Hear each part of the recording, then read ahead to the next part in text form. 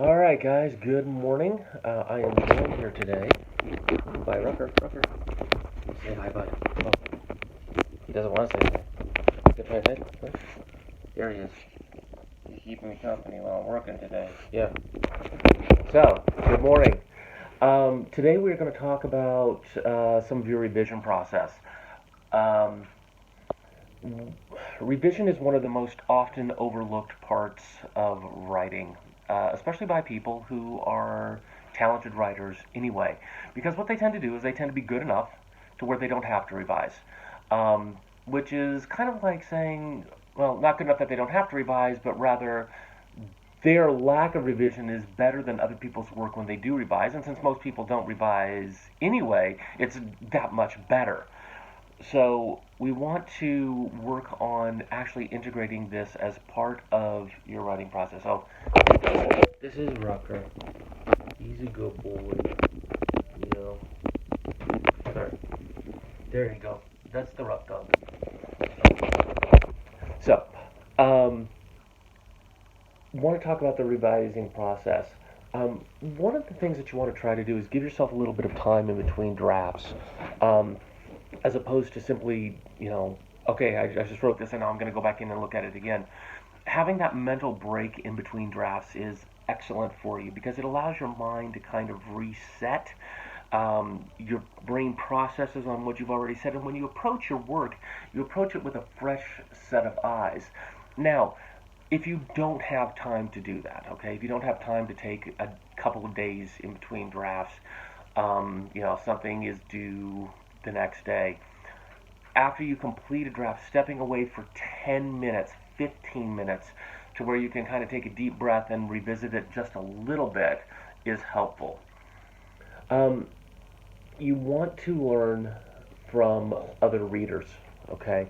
You want to learn from people looking at your draft so that when you get that somebody's set of eyes on it other than yours, we mentally fill in the blanks.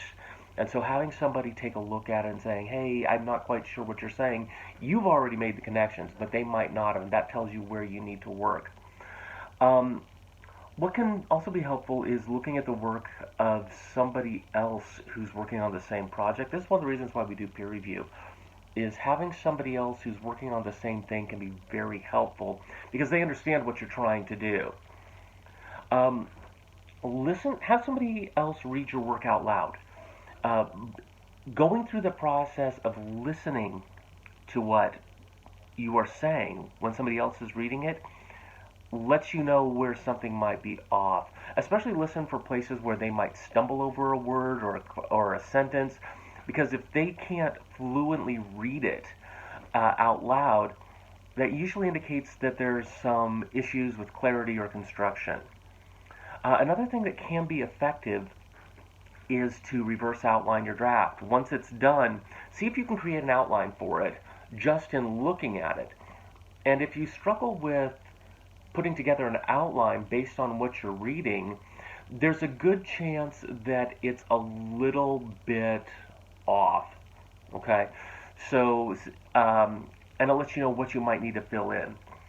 Of course, comparing it to other texts in the same genre are helpful, professional texts, because if there's other texts out there that written by people who are professionals in the field, that can give you an idea of how you need to construct yours. Okay, now as you're going into the revising process, before you try to revise anything, read your complete draft. Because if you just read like the first page and then you start making revisions, you might have something later that would give you a better structure. Okay? You might have something out of place structurally that you notice in the first page and then you fix it, but if you had read the whole draft, you're like, oh, yeah, actually what I needed to do was, this instead. And so by going through reading the entire draft, that'll keep you on point to making the appropriate adjustments as opposed to just knowing that an adjustment needs to be made and maybe making the wrong one. Also, as you're working through your revisions, first remember when you're going through the process, you have to start with global changes. In other words, changes of context, changes of organization, um, changes of emphasis. Don't stress on your spelling, don't stress on your grammar. You're not there yet. The first set of changes needs to be your big concept changes, not your local changes.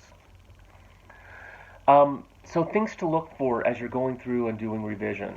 Think about your focus. Is your thesis actually lined up with what's going on in your draft?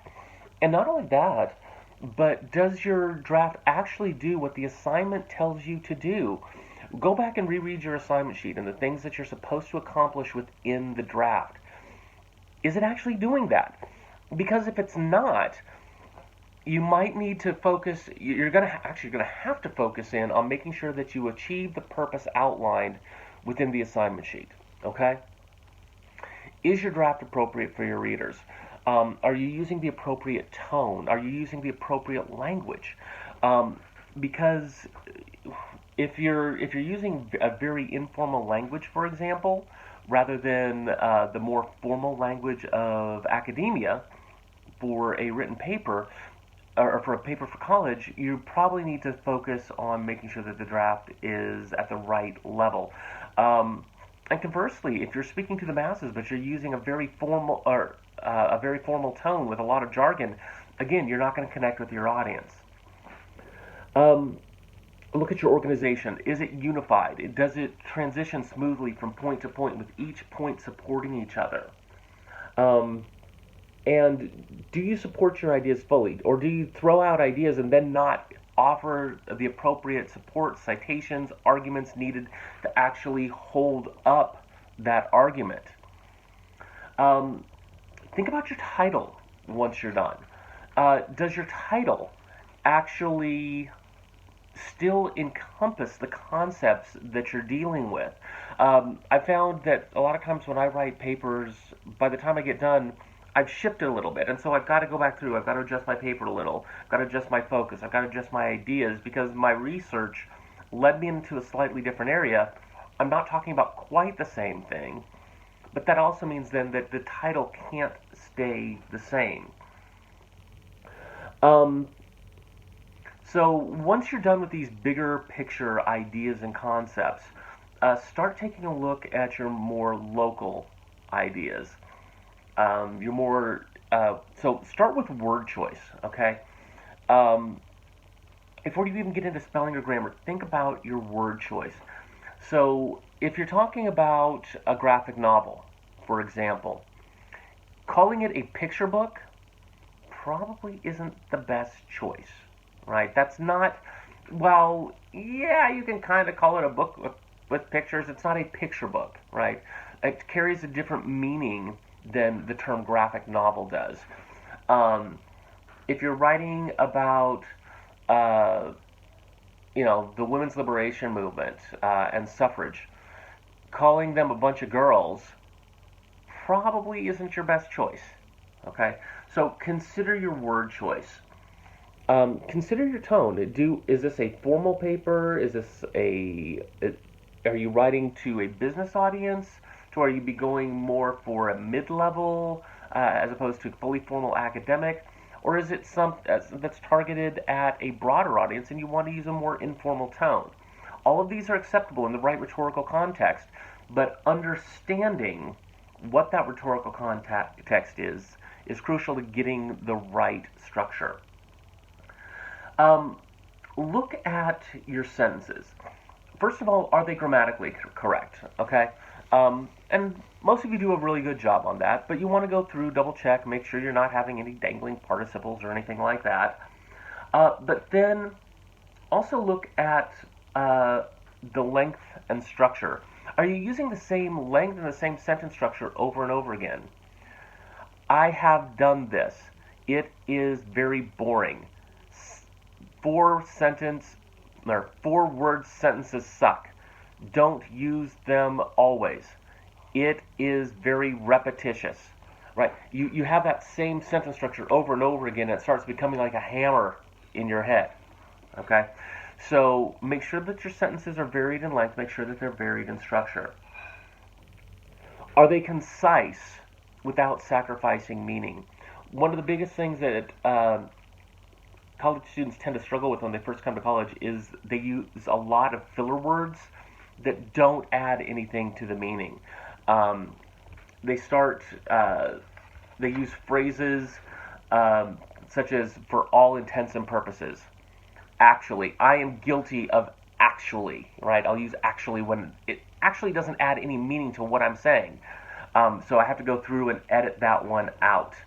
Um, Look to use the active voice rather than the passive voice.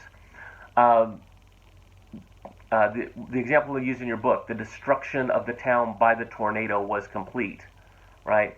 That's a lot of extra words for saying the tornado completely destroyed the town.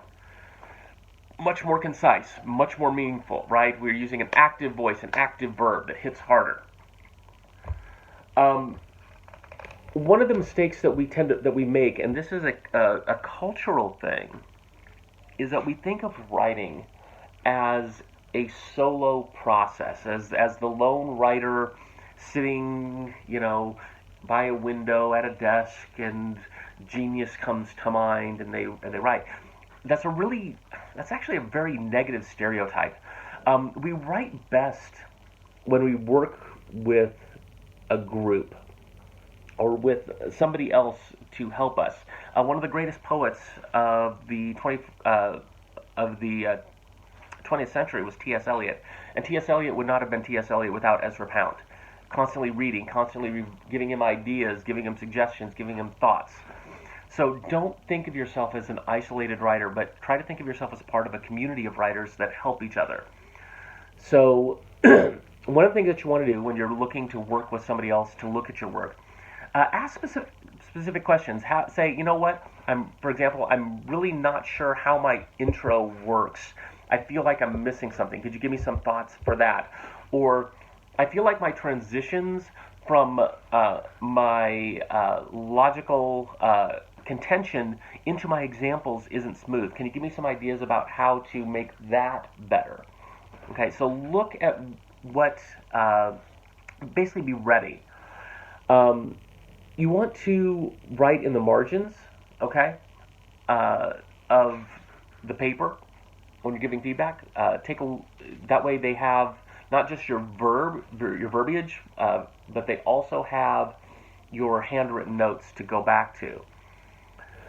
Be open. A lot of people get very defensive about their writing. You don't have to take their suggestion, but be open to it. Be ready to listen to it.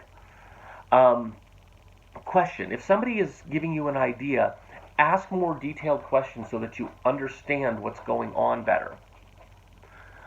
Record. Take notes as people talk. Okay, as somebody's telling you something, actually take notes on it and take notes on their answers to your questions as you ask. Uh, you want to evaluate and make a decision about what people are saying as opposed to taking it just for granted. Oh, somebody said this, therefore I have to do it. No, you don't. You absolutely don't. Um, Evaluate it. Say, does this make sense, or does it actually work against what I'm trying to do? Be positive. Okay? Both as a reviewer and as somebody who's listening, stay positive about the situation. Um, Look at the big picture, but be specific about what you're addressing. So you're looking at overall what they're trying to do, okay? But you want to give specific suggestions. Say, this is one of the things why, oh, this is really good. Your paper's really good. Well, what's good about it?